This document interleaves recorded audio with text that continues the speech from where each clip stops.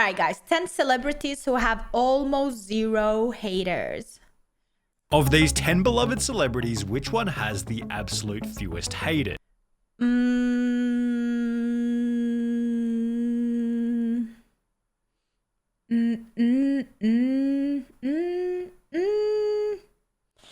I think it's him.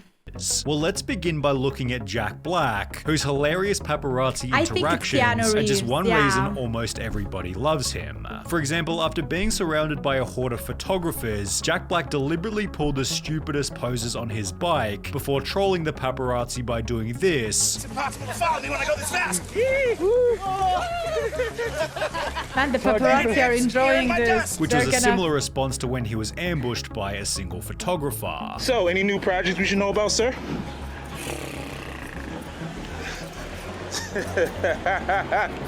While most celebrities are concerned about keeping a manicured image, Jack Black shows that being an idiot can be just as beneficial, although he's also able to show maturity in the moments where it matters, like when he took the time to sing to a young kid who was a fan of School of Rock. Jack Black, he's just such a lovable guy. How could you not like him? Met him once briefly, he was nice enough. He was really great with his kid. Something about Jack Black just feels so human, but while Jack Black has always been loved by everybody, the now loved John Cena was once disliked by many. As the face of the WWE for roughly 15 years, people have said about John Cena, I hated him when he was being shoved down our throats by Vince, while a Sportster article claimed he was disliked for being overpushed. This had only been done, however, because he was too perfect. He maintains a clean image outside of WWE and is a perfect role model for kids who form a big part of WWE's fan base, and he carried the company on his back through and through for over 15 years. He was a reliable name for WWE during that time, not to mention he learned one of the world's hardest languages. Wait, John Cena is not nice at conventions?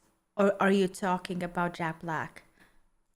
Just to further this is AI. the company's presence. WWE has really never been able to penetrate China. So I figured if one of WWE's top superstars could bridge the language barrier, maybe we can get some relevancy over there. On top of this, John Cena holds the world record for granting 650 wishes through Make-A-Wish, which is especially crazy given no other figure has granted more than 200 wishes. When you experience something like the reward of a Make-A-Wish, if you're not moved, I don't know if you have a beating heart. How can haters hate on him? He's a good guy with a kind heart. Cena, you're the man. With all this in mind, it's no surprise Cody Rhodes stated, John's the ultimate role model. Although if we're talking about ultimate role models, then Steve Irwin has to come next. I think Steve Not only did he treat the media and his haters. fans with respect, but of course animals too, using all of his income to purchase conservation areas in 4 different countries. What good is a fast car, a flash house and a gold-plated dunny to me? Absolutely no good at all. I've been put on this planet to protect wildlife and wilderness areas, which in essence is going to help humanity. And you know, money's great. I can't get enough money. And you know what I'm going to do with it? I'm going to buy wilderness areas.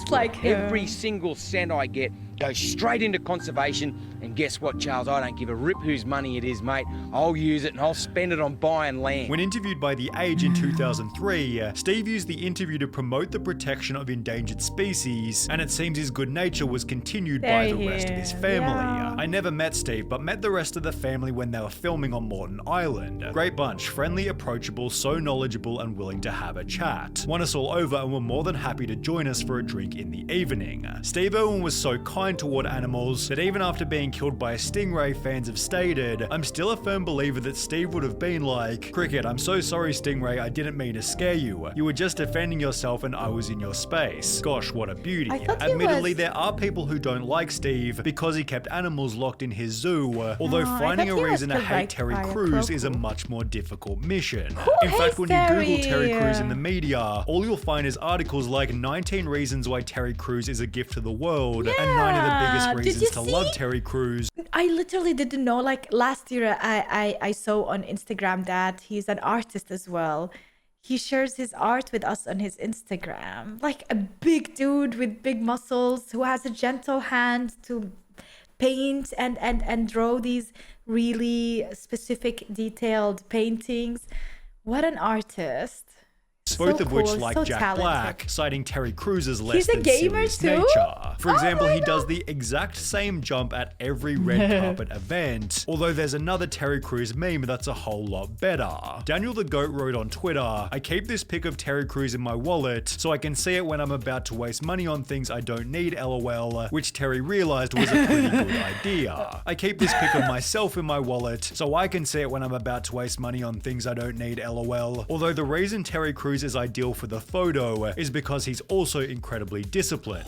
In a Reddit AMA, he explained, "I spend almost 2 hours a day working out, and it's therefore no surprise he's built such a crazy physique, which has helped him to land some of Hollywood's most lovable roles, like Cheeseburger Eddie and Latrell Spencer from White Chicks." Terry Crews has also I love maintained that his though. marriage for almost 35 years, Wow. which is a great indicator of likability, given Tom Hanks has done the same. In fact, the only time Tom Hanks ever got angry in public was when somebody bumped into his wife. Back the off! What are y'all doing? Knocking over my wife! Although he has been exposed for behaving badly They on deserved film it. sets, only the person who exposed him was Tom Hanks himself. Not everybody is at their best every single day on a motion picture set, the two-time Oscar winner said. "I've had tough days trying to be a professional so. where my life has been falling apart in more ways than one, and the requirement for me that day is to be funny, charming, and loving, and it's the last way I feel." Despite often feeling frazzled, Tom And his Hanks movies appears are legendary in amazing. almost every role. Yeah. However, even then his movies are often hated, well, again by Tom No Hanks way! himself. Okay, let's Oh. admit this. I was We've like, all who seen hates on his movies that we movies? hate. I've been in some movies that I hate. You have seen some of my movies and you hate them, with No. Tom's honesty about his bad moments We don't only hate making any him movies you even more made. likable. In fact, the only location you might find a Tom Hanks hater is r/unpopular opinion, where one user responded, "Upvote to the realest unpopular opinion I've ever seen on this sub. Well done, you absolute psychopath." Although nothing would be more 5 votes. psychopathic than despising Bob Ross, who was not only loved for his extremely yeah, wholesome the only people who really hate on Bob Ross are the corporation that had to deal,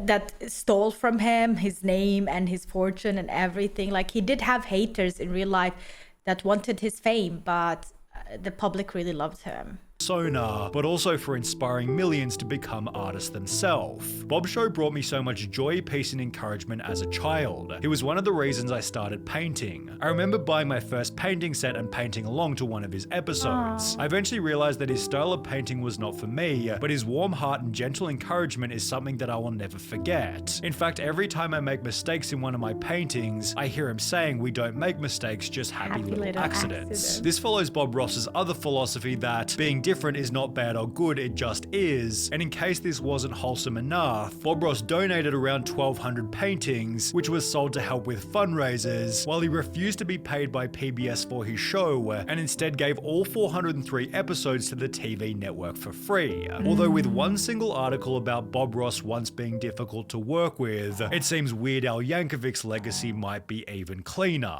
His Who's genuinely funny songs had the advantage of being part of everybody's childhood, and while his interviews already show that he's a super awesome guy, those who have met him in real life say he's even cooler. For example, Patton Oswalt once said that Weird Al Parody is the lone guy? exception to the phrase "never meet your heroes," while Kurt Cobain literally said he knew Nirvana had made it when Weird Al called him to get permission to parody Smells Like Teen Spirit. This is because Weird Al personally reaches out to each artist before he parodies them, not because it's required by law, but instead out of respect. Oh, that's Even so then, nice. Weird Al pays royalties to those he chooses to parody, which in turn makes him loved by other artists, except for Coolio or Weird Al Yankovic's one and only hater.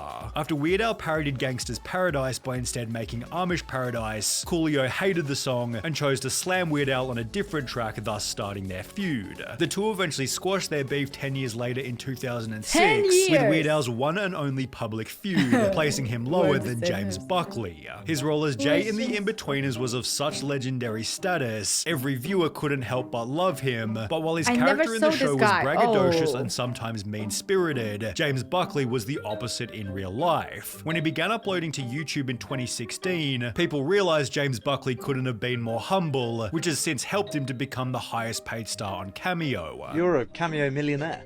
Yeah, I don't want to rip people off. I charge 40 quid, you know, Two mates can go in, 20 quid each, their other mate down the pub. The only real disaster in James Buckley's career was the in-betweeners 10-year reunion, prompting him to tweet feeling pretty hated right now. Although given James Buckley is one of the smaller celebrities on this list, Keanu Reeves has to come next. His lack of haters can be summarized by two simple words: likable vibe. Keanu Reeves is known for being one of the most relaxed, humble, down-to-earth guys in Hollywood, being spotted on subways and park benches as if he were just another person. On a subreddit dedicated to Keanu Reeves being awesome, the second top post of all time reads, "Actors that nobody hates annual meeting," followed by Keanu sitting beside Tom Hanks. In fact, Keanu Reeves is so loved on Reddit, he overtook Barack Obama to achieve the most upvoted AMA of all time, where he used most of the attention to prop up other actors. This discussion about him being loved only makes others join the train and like him also, although there's one more celebrity who likely has even fewer haters, the one and only Mr. Rogers. His lack of cynics requires little explanation. Fred Rogers was simply unhateable. His demeanor was so kind, calm, and caring that when his car was stolen from outside of the network, the thieves returned the car to the exact same spot 2 days later, with a note on the windscreen reading, "If we'd known it was yours, we never would have taken it."